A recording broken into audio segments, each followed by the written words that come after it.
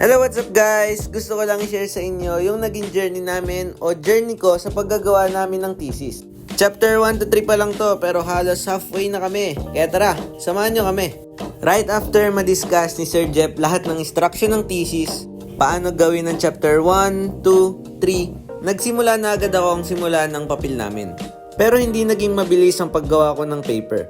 Dahil kasabay nito ang midterm exams namin, sabay-sabay na pagpapasa ng assignments, quizzes sa iba't ibang subjects, and yung assessment sa major subjects namin. Exam! Prototype example, guys. Dahil medyo hectic ang thesis namin, kailangan talaga namin pag-aralan ng mabuti to.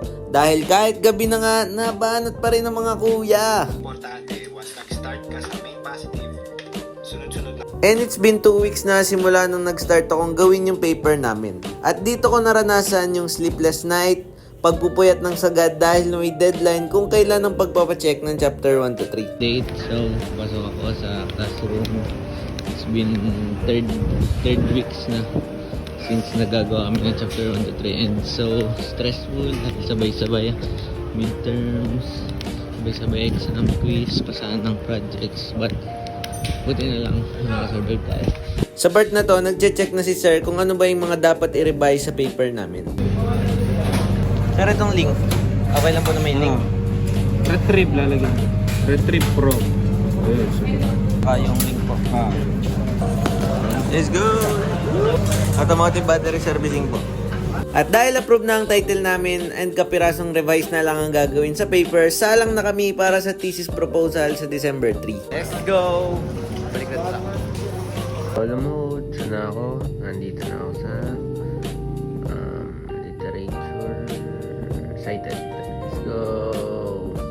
So, ito yung nilagyan. Final prep. Nakagraduate na to siya. It's Friday. Time check.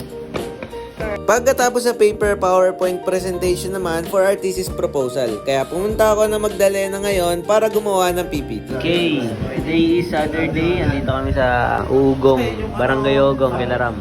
So ayan, nagawa kami ng PPT na for thesis proposal. Let's go! Hi muna kayo, oy guys. Hi. Dahil hindi pa totally tapos, the other day bumanat na naman ang mga kuya.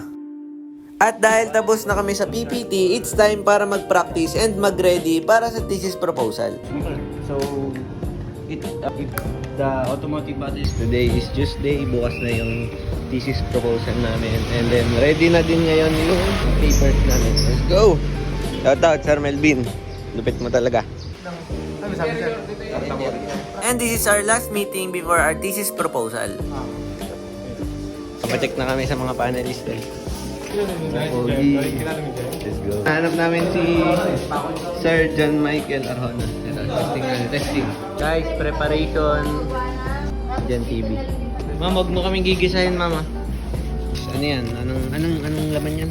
Carbonara, tas lagyan sariwa. Nice one! Tubig. Sinalayo lang yung sabi mo. Para healthy. Yung sa amin, nakilamay. Kinukuha pa nila sa lilim. Ayun, okay na nga. Ayan guys, so today is December 3, 2025. Title proposal namin, Wednesday ngayon. And yan, makikita nyo, hawak na namin yung mga pagkain. Doon na kami sa research faculty. Defense!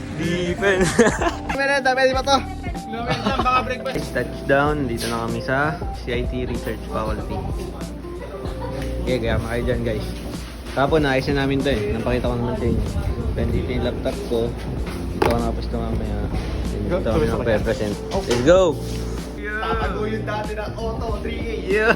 Bago mag-present ito at nag-fill up lang kami ng mga score sheets. And it's time para sa thesis proposal. Bali, ang nauna nga palang group is sila Renan and sumunod lang kami. Sample ko yung sa engine number natin pa. Yung makina po na, then makakatulong po itong thesis namin sa paggawa po. Ilang watts ba yung magagamit na? So our automotive battery servicing kit. So we would like to first introduce ourselves. Name po is Jacqueline Cortanyas together with Christian Micah Martinez, Jan Marcos Dinarez. Mabilis lang yung naging flow ng proposal namin.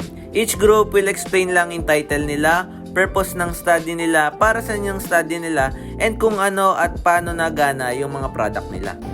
Ano mga kapatiling, kumusta? Here are some clips na kung paano lang kami tinulungan ng mga panelists on how to improve our research.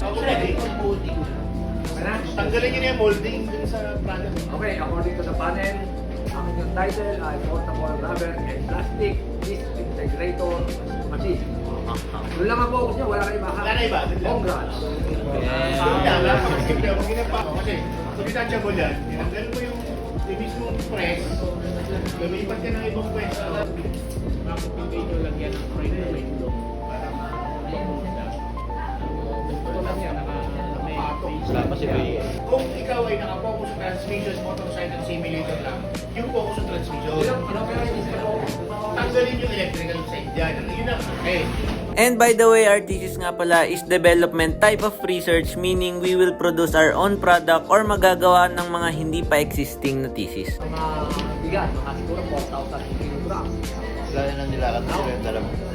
So kaya nyo pumasok yan.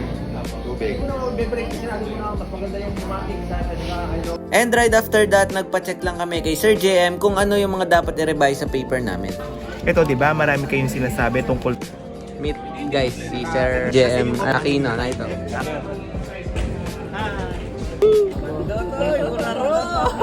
Success! We are halfway through our thesis. Kita-kits sa susunod na kabanata. Salamat ulit sa panonood. God bless us all.